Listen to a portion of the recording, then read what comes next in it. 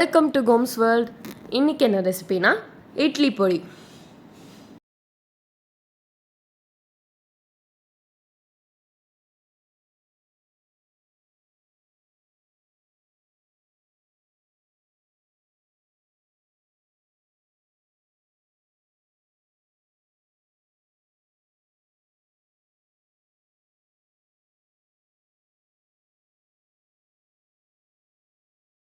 ஐம்பது கடலைப்பருப்பு, உளுந்து 100 கிராம், 2 கைப்பொடி அளவு கருவேப்பிலை, அப்புறம் உப்பு.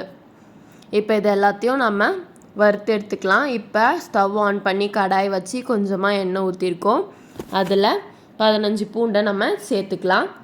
சேர்த்து நல்லா முருகிற அளவுக்கு நம்ம வறுத்து எடுத்துக்கலாம். இந்த இட்லி பொடி எங்கள் வீட்டு ஸ்டைல் இட்லி பொடி. ரொம்ப டேஸ்ட்டாக இருக்கும் கடையில் வாங்குறத விட. இதை நல்லா முருக விட போகிறோம். நல்லா முருகிடுச்சு. இப்போ இது கூட நம்ம பெருங்காயத்தையும் நம்ம சேர்த்துக்கலாம். நாங்கள் வீட்டில் மோஸ்ட்டாக பெருங்காயம் கட்டி தான் யூஸ் பண்ணுவோம். நீங்கள் பவுடரும் சேர்த்துக்கலாம். இப்போ இது ரெண்டுமே நல்லா வெந்ததும் நம்ம தனியாக எடுத்து வச்சுக்கலாம். இப்போ நம்ம தனியாக எடுத்து வச்சுக்கலாம். அடுத்தது நம்ம வரமிளகாவை சேர்த்துக்கலாம். அதையும் நல்லா நம்ம வறுத்து எடுத்துக்கலாம். இந்த பொடியில் தேங்காய் எண்ணெய் ஊற்றி சாப்பிட்டோன்னா அவ்வளோ டேஸ்ட்டாக இருக்கும். நீங்களும் கண்டிப்பாக ட்ரை பண்ணி பாருங்கள். இப்போ நம்ம உளுந்தை சேர்த்து நல்லா கோல்டன் கலர் ஆகிற வரையும் நம்ம வறுத்துக்கலாம்.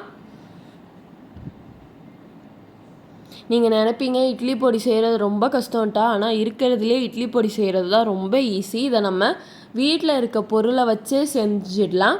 இப்போ கடலை பருப்பையும் அதே மாதிரி நம்ம நல்லா வறுத்து எடுத்துக்கலாம். நிறைய பேர் வீடியோஸ் பார்க்குறீங்க, சப்ஸ்கிரைப் பண்ணிவிட்டு பாருங்கள். அப்போ தான் நாங்கள் போடுற வீடியோஸ்லாம் உங்களுக்கு உடனுக்குடனே சேரும். இப்போ நம்ம எண்ணெய் போட்டு அதை நல்லா வெடிக்க விடலாம்.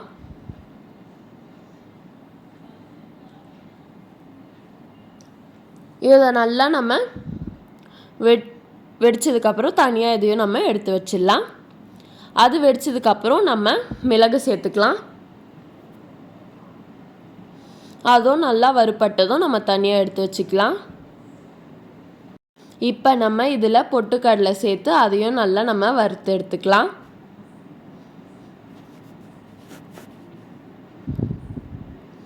இதோ நல்லா வறுத்து எடுத்துக்காச்சு. நம்ம இப்போ அதையும் தனியாக எடுத்து வச்சிடலாம். இப்போ நம்ம எடுத்துக்கிட்ட கருவேப்பிலையும் உப்பையும் சேர்த்து நம்ம நல்லா வதக்கி எடுத்துப்போம். ரெண்டுத்துலேயும் தண்ணி பசை இல்லாத அளவு நம்ம வறுத்து எடுத்துக்கலாம். இப்போ நம்ம இதையும் வறுத்து எடுத்துக்காச்சு. இப்போ இது எல்லாத்தையும் சேர்த்து நம்ம நல்லா ஆற வச்சுக்கலாம். இது நல்லா ஆறுனதும் நம்ம ஈரமே இல்லாத மிக்சியில் போட்டு நம்ம அரைச்சி எடுத்துக்கலாம். இதை பவுடர் பண்ணி நம்ம 1 மாதம் 2 மாதம் வரையும் நம்ம ஃப்ரிட்ஜில் வச்சு யூஸ் பண்ணிக்கலாம். ரொம்ப சுவையான இட்லி பொடி ரெடி ஆகிடுச்சு. இந்த மாதிரி ரெசிபீஸ் வேணும்னா எங்கள் சேனல் லைக் பண்ணுங்கள், ஷேர் பண்ணுங்கள், கமெண்ட் பண்ணுங்கள், சப்ஸ்கிரைப் பண்ணுங்கள். தேங்க்யூ ஃபார் வாட்சிங்.